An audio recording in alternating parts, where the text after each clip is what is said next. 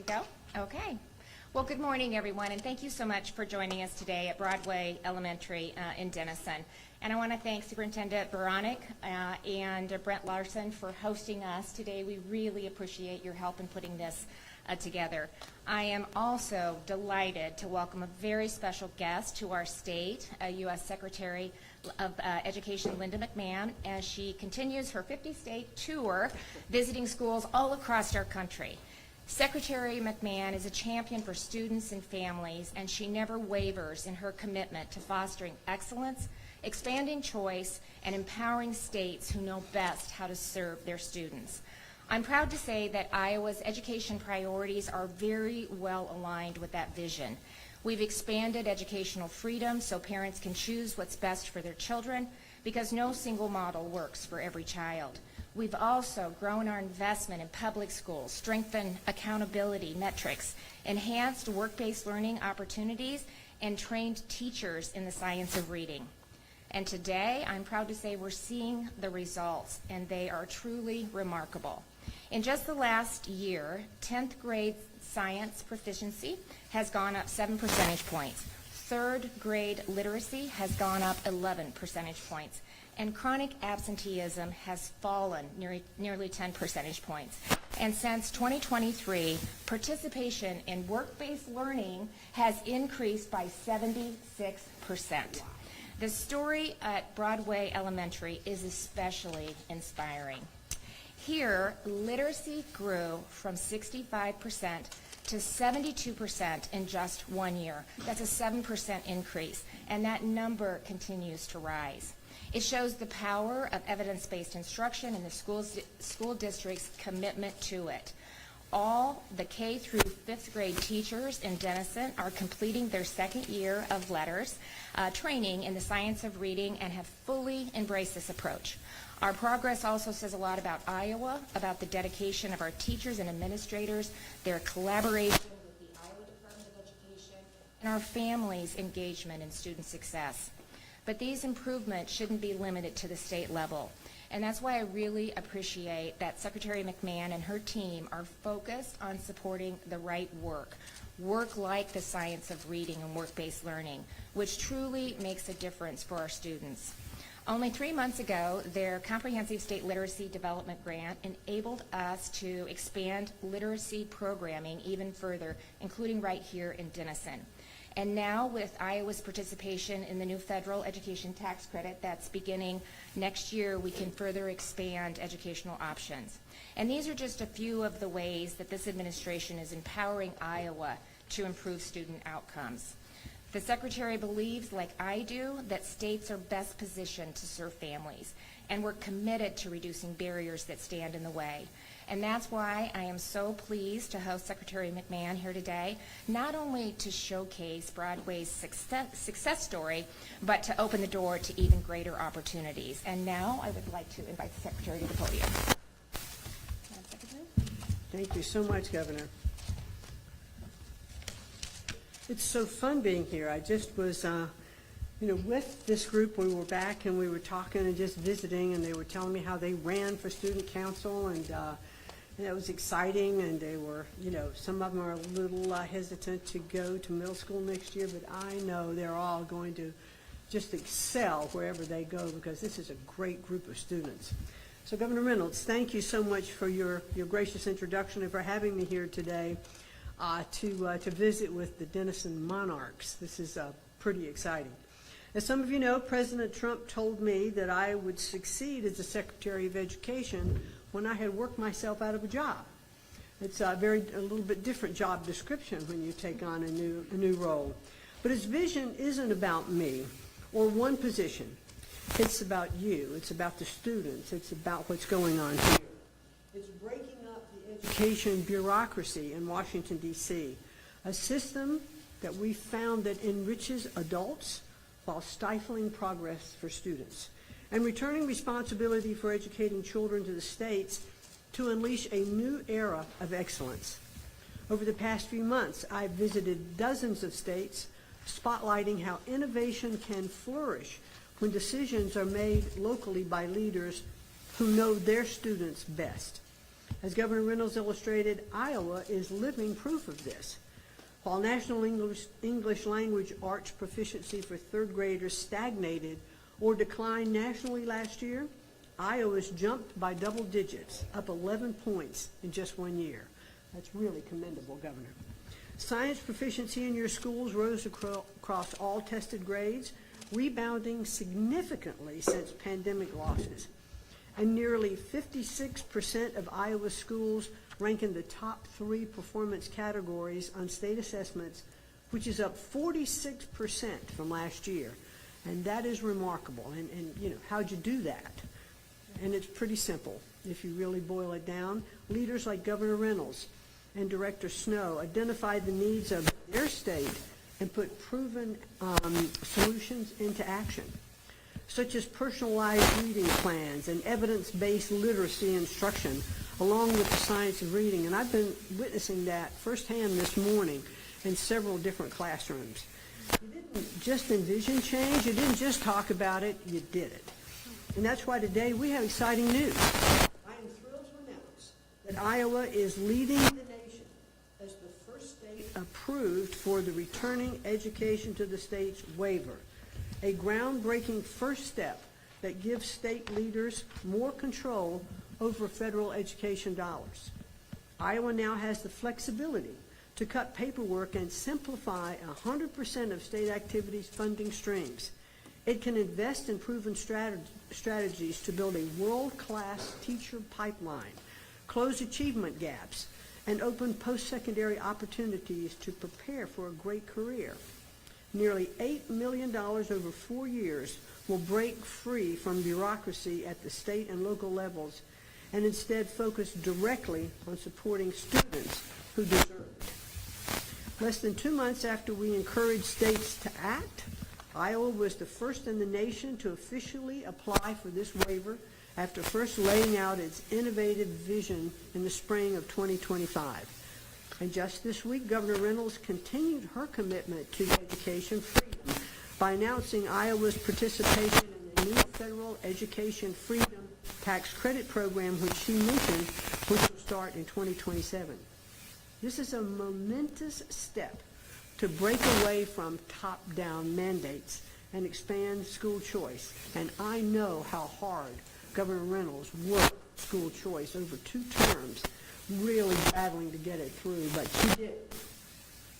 This is a way to allow families to tailor their child's education to what best suits them. Time and time again, Governor Reynolds and Director Snow have proven that they put Iowa students first. Thank you for setting a standard of leadership that inspires the entire nation. And there's more good news. Iowa has also been approved as an EdFlex state, which allows them to grant districts waivers from certain federal requirements without first having to submit requirements to the department.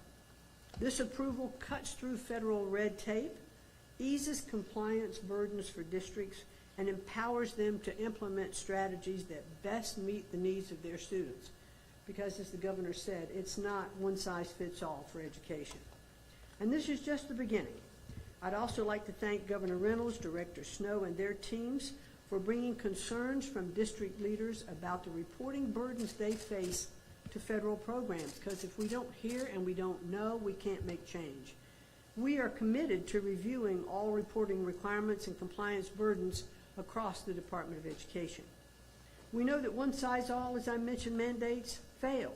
States should lead, and Washington should support their sound approaches and get out of the way. That's why the Trump administration is granting Iowa this flexibility, and we hope that as we partner with congressional leaders to return education to the states, we can work with them to expand these opportunities for states and local leaders to run their education systems. From building the first electronic digital computer to revolutionizing agriculture with hybrid corn, Iowa students have a proud legacy for problem solving. And now we need to carry that tradition forward.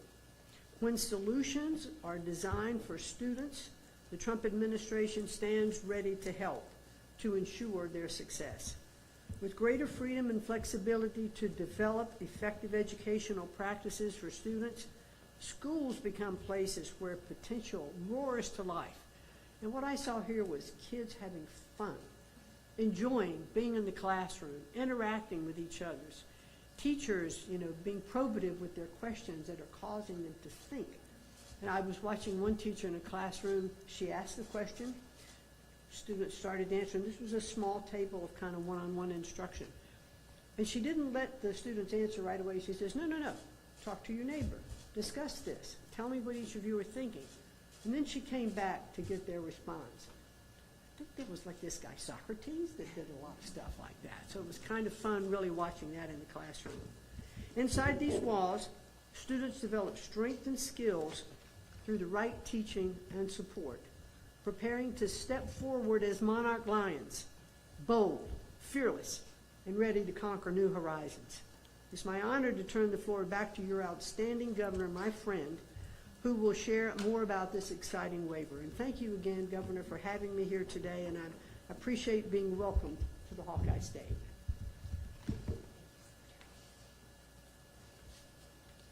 Well, thank you, Secretary McMahon, and thank you for placing your faith in Iowa to lead the nation in this important effort. Thanks for being here today. It was a lot of fun to be in the classroom and to see the engagement and the fun. When kids are having fun learning, they're learning, and we saw that in every room that we were in. So thank you for being here. We are proud to be the first state to submit a unified allocation plan. We're excited to be approved for this very first step, and we're confident that we can do even more.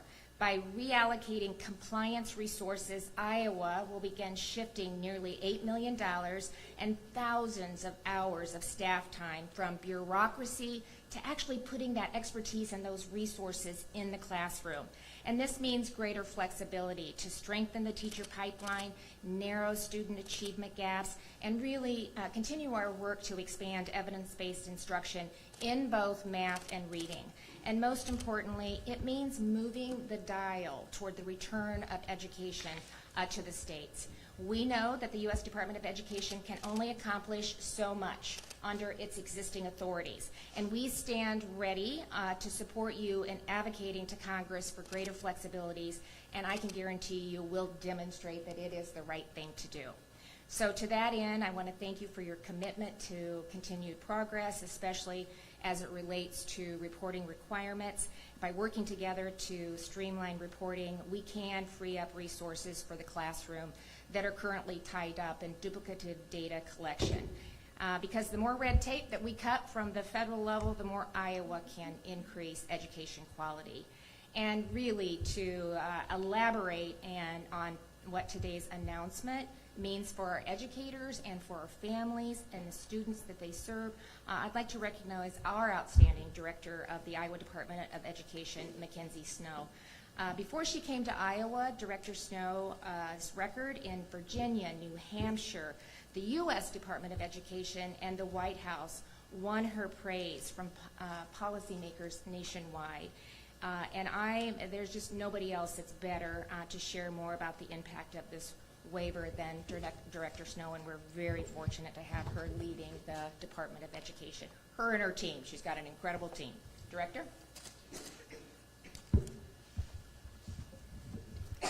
Thank you, Governor Reynolds, for your strong leadership and your unwavering commitment to Iowa's children. As Governor Reynolds shared, the remarkable statewide successes that have positioned Iowa to help lead the nation with this first of its kind waiver are only made possible through the hard work of our exceptional students, teachers, families, and communities. And thank you, Secretary McMahon, for your dedication and work to empower innovative states like Iowa with the flexibility our state and local leaders need to continue to accelerate student learning. Work that now empowers Iowa to better align federal resources to our state and local education priorities, to bolster school improvement efforts informed by assessment and accountability, and to continue to advance our school district's focus on best serving students most in need of support. Beginning 2 years ago, we articulated Iowa's bold vision for education reform, built upon supporting a strong teacher pipeline through recruitment, retention, and development, strengthening evidence-based reading and math instruction, narrowing and closing achievement gaps through accountability and support, empowering students with multiple pathways to post-secondary success, and promoting vibrant, safe, and healthy learning environments. Secretary McMahon shares in this vision, making early literacy a top priority for the U.S. Department of Education. Landmark state legislation enacted in 2024 is helping make evidence-based literacy instruction a reality for every child in every Iowa classroom. And schools like Broadway Elementary here in Denison show how this work changes lives. Broadway implements rigorous academic standards and high-quality instructional materials with fidelity. They prioritize strong intervention structures, benefit from statewide rigorous professional learning, engage K-6 students in Iowa's intelligent, personalized tutoring, and foster partnerships with families. And they recently received a school district grant through Iowa's $24 million Comprehensive State Literacy Development Grant awarded by the U.S. Department of Education. And now, through Iowa's historic Math Counts Acts, these transformational structures will deliver for students across the state in math, too. As both Governor Reynolds and Secretary McMahon stated, Iowa is achieving remarkable results. Early literacy is improving, science proficiency is improving, overall school performance is improving, schools in need of support are improving, work-based learning is growing, and our teacher pipeline is strengthening. And the department and Iowa's districts and schools are well positioned to employ the improved flexibility and accountability proposed in our Unified Allocation Plan. And today, recognizing these results, the U.S. Department of Education is taking important steps to empower state leaders to focus 100% of federal, state-level resources on efforts that have the greatest impact on student achievement and on student growth. These first steps also provide targeted local flexibilities in the Elementary and Secondary Education Act's Title I Part A, Title I Part D, and Title IV Part A programs. These programs focus on meeting the needs of students with low-income backgrounds and supporting all students in meeting high expectations. They focus on supporting students cared for outside of a traditional home setting and justice-connected youth, and they focus on student support and academic enrichment. Finally, to further redirect critical resources from compliance back to the classroom, the U.S. Department of Education is committing to aligning and modernizing programmatic and fiscal reporting. Once again, informed by the expertise of Iowans, our work will benefit local education leaders here and across the nation by right-sizing administrative workloads while maintaining strong transparency and accountability. Each of these steps forward are key components of Iowa's Comprehensive Unified Allocation Plan. And we look forward to continuing to partner with the U.S. Department of Education to grow the local flexibilities announced today, reflecting our collective confidence in local education leaders. Let's be clear. Today's recognition and approval didn't just happen. It happened because of the hard work of Iowa's students, teachers, and families, supported by our dedicated public servants and in partnership with the U.S. Department of Education. And the success of these efforts and Iowa's first in the nation waiver rely upon them. Shaped by robust stakeholder feedback and ongoing consultation, Iowa's Unified Allocation Plan reflects deliberate, multi-year efforts aligning systems and redirecting capacity to ensuring high expectations for every child, providing all students what they need to realize their bright futures. Capacity to advance evidence-based instruction and career-connected learning, capacity to support teachers in doing their best work, and finally, capacity to strengthen accountability for what matters most, accelerating learning. Today, we begin aligning federal programs to what's working here in Iowa, expanding local flexibility for how districts can maximize federal funds to best support students most in need, and streamlining federal reporting and compliance processes.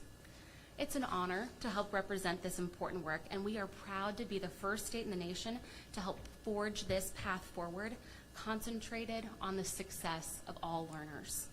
But Iowa should not be the last.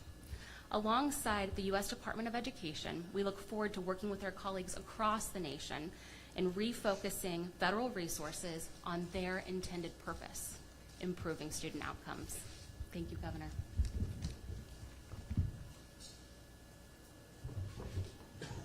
Thank you, Director Snow, and truly thank you for your incredible leadership at the Department of Education. We are truly blessed to have your leadership and have you serving in that capacity with your team.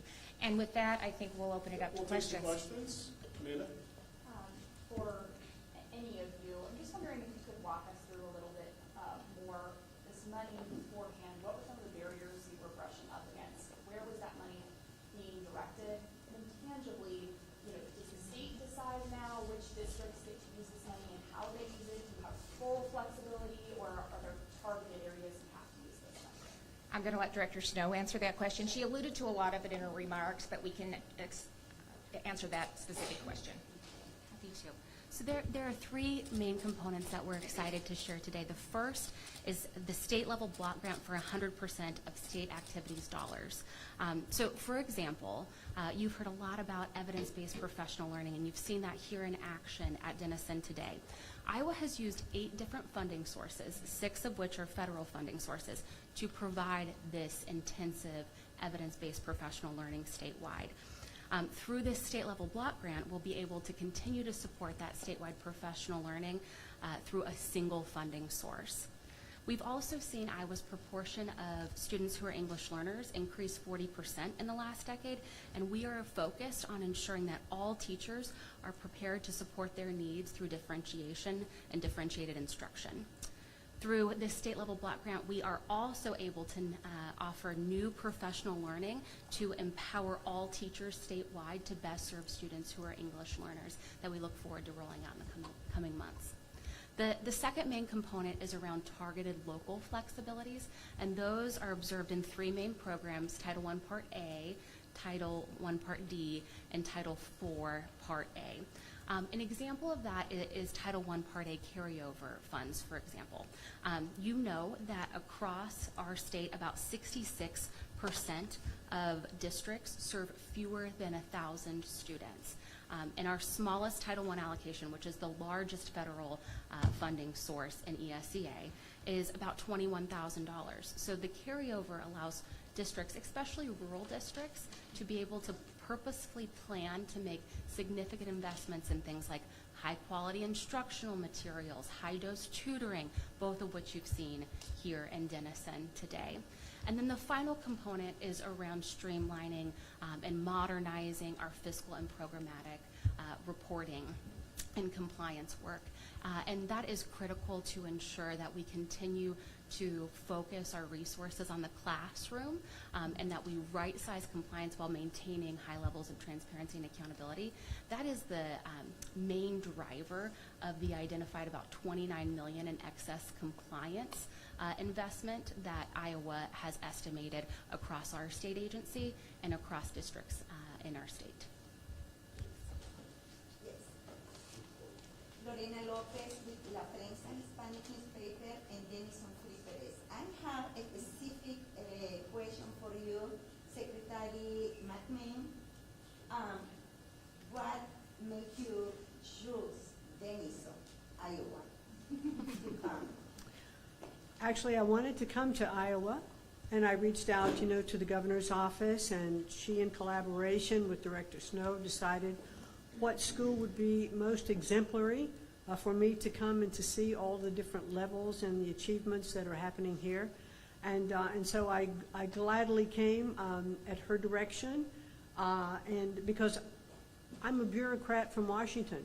I don't know the local schools, the local teachers, the local programs, and that's the whole point of it, because it is at the local level that the governors, the directors, the teachers, the parents in the communities really are the ones who should be in control of their children's education. And so to come today and be here is just a wonderful thing. I wanted to get back to, just want to take to a question, that you asked. Let me just give you a little bit of example about what this means to how much money is actually going to be able to go different than complying with federal regulations. So the total amount of the grant, the block grant that's coming in, is about $9.5 million. if we were operating under the old rules, it would take, according to the figures that were done in the state, about $8 million to comply with the regulations of this $9.5 million grant. So in essence, you'd get about $1.5 million to go to the schools. With this new waiver, that $8 million will go to the schools. And that's a big number to consider. So nationally, what are these grants going to look like? With Iowa being the first, will Iowa be used as kind of a template for moving forward, or? Well, speaking as a governor, yes, it will be. And we're proud to be able to demonstrate how this can be done. We're really honored to play that role. And that's what we do. We look at what other states have done. We look at what they've submitted. We look at what we need in our state and how we can adjust to meet the needs of each individual state, because every school district, every state is, to your point, a secretary is different. Yes. And this will allow them to tailor it to what their needs are in the state. Do you have something to add? Yeah, and if you haven't noticed, governors are competitive. And, but really. In a good way. In a very good way, because if we look at what innovations have happened in different states as we look to the science of reading, and which is adopted here in the state of Iowa as well, and seeing those results. But that was really begun in other states and showing success. So other governors will take some of that program, improve it when they get it to their state, work on it in a different way. Directors like, there she And we switched. Director, trying to mess me up here.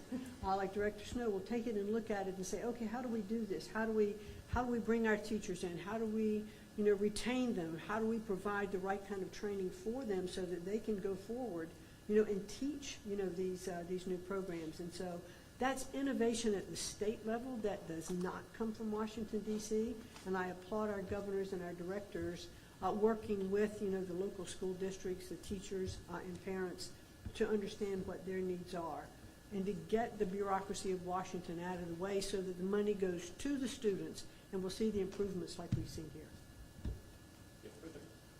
Yeah, so the Iowa Department of Education released a report earlier this week that showed only 1% of teaching positions in the state are unfilled, which is below the national average. What do you think this says about the state of teaching in Iowa? I'm happy to talk about the data released in our teacher pipeline report. We are excited to share that we've seen about a third reduction in the teacher vacancies represented from last year that have been reported by Iowa districts. And you'll also note that our teacher vacancy rate is about 1%. The national vacancy rate is about 3%, 3 times higher than that of Iowa's. But of course, we need to have a great teacher with every child in every classroom in Iowa, and we continue to identify special education teaching positions as the greatest vacancy area, endorsement area in our state, consistent with national trends. And Governor Reynolds has deployed a number of innovative solutions like the teacher and para-registered apprenticeship program to support specific endorsement areas and to support specific geographies as we continue to reinforce our teacher pipeline. And with that program, the teacher para and registered apprenticeship program, we actually have about 600 students that are in the pipeline that will become teachers. And part of that program, they teach in Iowa for 5 years. So we really, in addition to all the other things that Director Snow talked about, we're really on a good, I think, pathway to really meet the need and to get excellence in every single classroom, specific, and especially in specific areas. Yeah, reporting here in Western Iowa, you both are champions of school choice. What I hear a lot of rural districts is the concern that public schools will be left behind. I don't know what you'd like to make. Yeah, it's just the opposite. It strengthens education. And regardless of the options that we have with families, which we shouldn't be afraid of that, it makes us all better, and families know best, where their child can get the education that they deserve. And the lion's share, what is it, 94%? 90? Yeah. No, 94% of students are going to go to a public school. So there's no way that we're not going to continue to enhance and work with our public schools to make them the best that they can be. And so it's just a false narrative, I believe, that it raises all boats. It makes us all more competitive, and we'll get the results that we need to do. But our public schools are doing excellent, and that's why we're here, by the way. I couldn't pick a better proof of concept with the initiatives that Dr. Snow and the legislature has put in place, with what Secretary Mann is making available today with the waiver, to really take what we've done and the good work that you guys have done here and continue to build on that. So it kind of is a proof of concept of what's possible when you really align all of the metrics, make accountability a part of it, align it to our state priorities, and then, not spend so much time on compliance and paperwork, and take that time and those resources and that expertise that these educators have and get them in front of our kids. And we're going to continue to see phenomenal results. This is just the beginning. I am so encouraged. I can't wait to get back and start talking about what we've seen here today, and what's possible moving forward. And it's incredible. Okay, thank you all for coming. Appreciate your time. May I ask the last question, one more question to Governor, please? Governor, what you saw today in Broadway Elementary School, that the school is going to benefit from that? The science of reading, the number of educators that have been trained in the science of reading, work-based learning, STEM best, the kids, can I let the secretary, I see it every day, she kind of hit on it. You want to talk about what you said a little bit earlier, but what you saw today? Well, and you probably know this relative to this school, but I was incredibly impressed also with, the bilingual aspect of courses being taught in English and in Spanish. Kids trading classrooms, and what they, had learned in English, they learn in Spanish, and vice versa. It takes a little different area of your brain, to process a different language. So not only are you enhancing, the use of a different language, and my understanding is, if I remember correctly, by the time they're through 8th grade, they are absolutely, totally bilingual. So it's not just speaking, but it's understanding concepts and all of that. And it's just amazing. You don't see that, very often. So this is an incredibly innovative school, and the different programs. I was incredibly impressed. That I have forgotten. I can't remember the name of the program of the one-on-one instruction. Amira. And that's something I've seen in other schools. That I have seen in other schools, but not all schools are adopting it. Is when a student is showing perhaps that they're a little behind, they're getting one-on-one instruction, or a student that's a little ahead, they can advance at a different rate. The teacher sees the report that is coming in from that computer and the work that student is doing, and then can supplement it with one-on-one instruction. These are innovations that are just raising that bar very, very quickly, and I really applaud Director Snow and the teaching, and Governor Reynolds for being supportive of all of these efforts. And how about these students that have done an incredible job of standing up here this whole time? You did great. You did great. Thank you. Okay. Okay, push up. Can we move it? No.